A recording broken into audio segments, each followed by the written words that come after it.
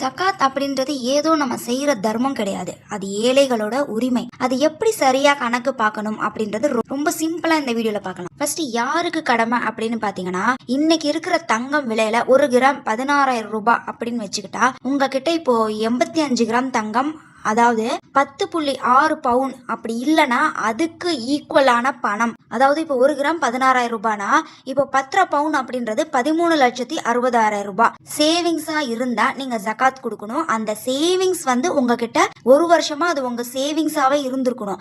அப்போனா நீங்க ஜகாத் கொடுக்கணும். ஜகாத் கொடுக்கறது உங்க மேல கடமையாயிருது. நெக்ஸ்ட் இப்போ எதுக்கு ஜகாத் கொடுக்கணும் அப்படின்னு பாத்தீங்கன்னா, உங்ககிட்ட இருக்கிற தங்கம் வெள்ளி நகைகள், பேங்க்ல அப்படி இல்லைன்னா கையில உங்ககிட்ட இருக்கிற ரொக்க பணம், நீங்க வியாபாரம் செஞ்சா கடையில இருக்கிற ஸ்டாக் பொருட்கள், அதே மாதிரி உங்களுக்கு சொந்தமான வீடு அப்படி இல்லைன்னா கடையை நீங்க வாடகைக்கு விட்டுருப்பீங்க இல்லையா, அது மூலியமா வர வாடகை வருமானத்துக்கு நீங்க ஜகாத் கொடுக்கணும். இப்போ எதுக்கு ஜகாத் கிடையாது அப்படின்னு பாத்தீங்கன்னா, சொந்தமான வீடு, நம்ம அந்த வீட்டுல குடி இருக்கணும், அந்த வீட்டுக்கு ஜகாத் கிடையாது. அதே மாதிரி நீங்க ஒரு ஃபேக்டரி வச்சிருக்கீங்கன்னா அதுல இருக்கிற மிஷின்களுக்கு, அதுக்கப்புறம் அந்த தொழில் செய்ய பயன்படுத்துற கருவிகளுக்கு ஜகாத் கிடையாது.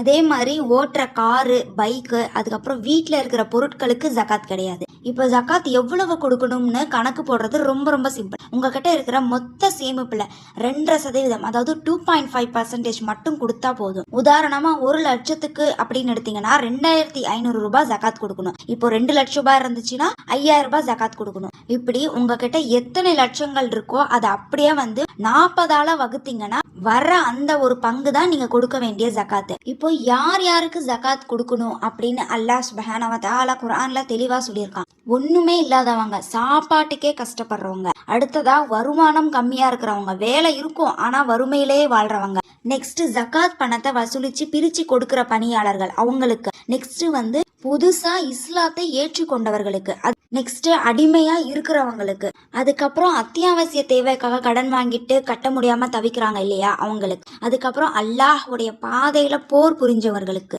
அதுக்கப்புறம் வழிபோக்கர்களுக்கு, இவங்களுக்கு எல்லாத்துக்கும் ஜகாத் கொடுக்கறதுக்கு நம்ம முன்னுரிமை கொடுக்கணும். உங்களுடைய ஏழை சகோதர சகோதரிகளுக்கும் உறவினர்களுக்கும் கொடுக்கறது இன்னும் கூடுதல் நன்மை தரும். ஆனா உங்களுடைய தாய், தந்தை, பிள்ளைகள், அதுக்கப்புறம் மனைவிக்கு உங்களுக்கு எல்லாம் ஜகாத் கொடுக்க கூடாது. இப்போ ஜகாத் கொடுக்கலனா அந்த செல்வம் மறுமையில நெருப்பா காய்ச்சப்பட்டு சூடு போடப்படும் அப்படின்னு அல்லாஹ் சுப்ஹானஹு வ தஆலா எச்சரிக்கிறான். அதே செல்வம் பாம்பா மாறி கழுத்தை சுத்தி கவ்வும்னு நபிகள் நாயகம் ஸல்லல்லாஹு அலைஹி வஸல்லம் அவங்க சொல்லியிருக்காங்க.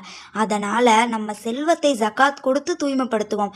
அல்லாஹ் நம் அனைவருடைய ஜகாத்தையும் ஏற்றுக்கொள்வானாக. அஸ்ஸலாமு அலைக்கும் வரஹ்மத்துல்லாஹ்.